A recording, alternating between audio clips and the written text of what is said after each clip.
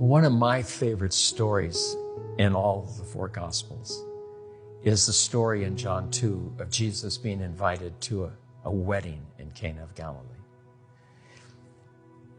And I love this story because it turns out to be the most miraculous thing ever done by Jesus.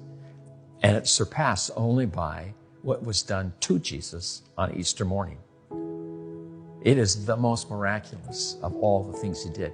Now, when I've said that, people go, wait a minute. Look, he fed 5,000.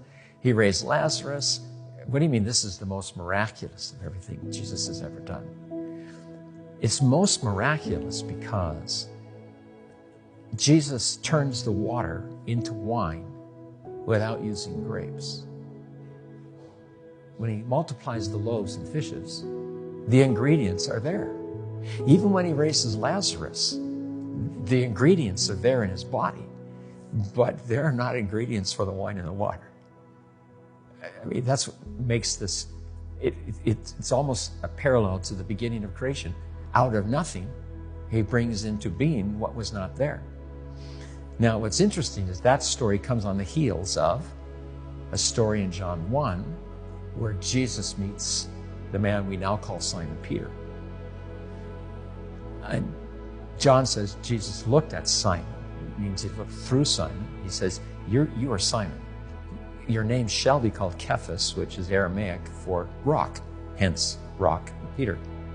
Your name is Simon. It shall be called Cephas. Simon is related to the verb meaning shifting sand, or maybe even blowing in the wind.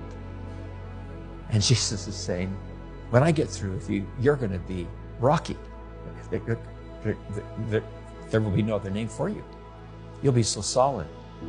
And the interesting thing is the ingredients for becoming rocky are not in Simon when Jesus makes the promise. When Jesus promises to do something new in our life, the ingredients for the new thing do not have to be there. The grapes don't have to be there for Jesus to make wine out of water. So, for instance, when he promises to work self-control in my fickle soul, the ingredients for self-control don't need to be there. I can tell you that they're not there. But he can bring that into being. When he promises to make me a merciful human being, the ingredients for mercy don't have to be there. He can bring that into being. And so that's why I'm drawn to that story, because when he promises to make something new, the ingredients for the something new do not have to be there. Just as in the beginning, the ingredients for creation didn't have to be there.